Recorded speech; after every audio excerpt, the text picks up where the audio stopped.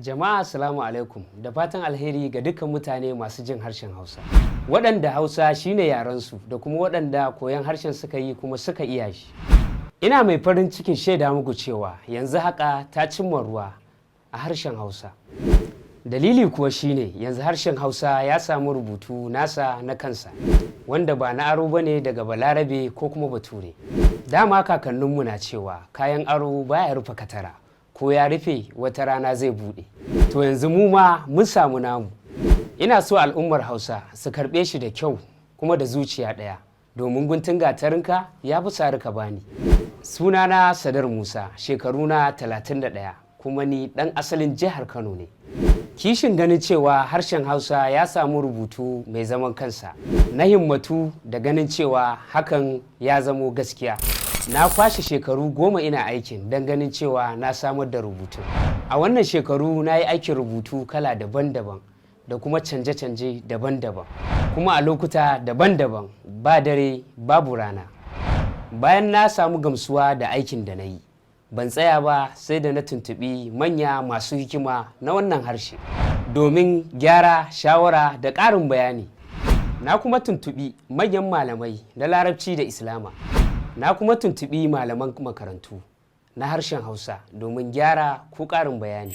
Ban tsaya nan ba sai da na tuntuɓi manyan makarantu da jami'o'i da hukumomin gwamnati wanda abin ya shafa, da sauran masu ruwa da tsaki domin nazarin aikin da sahalewarsu kafin duniya ta sani.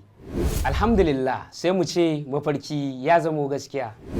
Gani gare ku domin mu haɗa kai, mu gudu tare, mu tsira tare. Baya daga cikin tsarinmu a tabbatar da wannan rubutu domin kawar da rubutun ajami da kuma na Hausar boko. Babbar manufarmu shine samawa harshen Hausa hanyar rubutu na uku, kamar yadda ake amfani da rubutun ajami da kuma na Hausar boko. Manufar anan shine samar da rubutu na Hausa wanda za mu iya tunƙaho da cewa namu ne mu Hausawa. Sannan harshen Hausa ya samu albin alfahari cewa yana da nasa hanyar rubutu, saboda ganin girman harshen da kuma yadda ya yadu a faɗin duniya. A iya binciken da na samu sakamakon cewa akwai mutane kimanin miliyan 90 da suke amfani da harshen Hausa a matsayin yarensu. Kuma manyan masana a binciken yare na duniya sun gano cewa zuwa nan da shekara ta 2050 harshen Hausa zai zama cikin manyan yare na 5 a duniya. Idan kuwa haka ne, kafin wannan lokaci harshen Hausa zai ƙara fice da kuma gogayya da duk wani harshe a duniya idan ya zama yana da nasa hanyar rubutu.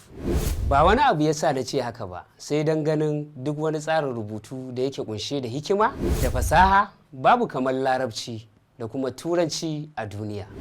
A don haka mun yi namu ƙoƙarin don ganin cewa harshen Hausa ya samu ingantaccen rubutu. Waɗannan sabbin baƙaƙe ba kawai baƙaƙen rubutu aka samar ba, har da na lissafi daga 0 zuwa 9 domin rubutun lissafi da kuma ayyukan ilimin kimiyya. Sabbin baƙaƙen Hausa an tsara su ne ta yadda za su zamo masu sauƙi domin koyon rubutu da karatu. Duk wani tsari na koyon rubutu da karatu na fannin ilimi a duniya yana farawa ne daga hannun hagu zuwa dama, ko kuma daga dama zuwa hagu, ko daga sama zuwa ƙasa, kamar rubutun Larabci, Ingilishi, Sinanci da kuma Indiyanci. To haka mu ma sabon rubutunmu na harshen Hausa da aka samu akwai manyan baƙi da kuma ƙananan baƙi kamar kowane yare. Rubutun yana ɗauke da baƙaƙe guda 37, a cikinsu akwai kuma wasali guda 7. Hausa yana da baƙaƙe masu lanƙwasar harshe da kakatu wanda ba sa samuwa sai an yi musu goyo a rubutun Hausar boko. Su ma an samar da su a sabon rubutu na harshen Hausa. A taƙaice dai, dukkan ƙa'idoji na rubutu da aiki da ilimi an samar da su wajen yin rubutu da sababbin baƙaƙen, kuma abin sha'awa ba tare da yin aro daga kowane rubutu na duniya ba. A ƙarshe da wannan nake muku sallama tare da sanar da ku akwai tashar mu ta YouTube da za mu fara gabatar da koyar da darussa na Hausa da wannan sabon rubutu, har da makaranta wanda nan ba da daɗewa ba za mu sanar. Na gode muku da sauraro. Ina roƙon Allah ya ƙara ɗaga darajar harshen Hausa a duniya. Na bar ku lafiya.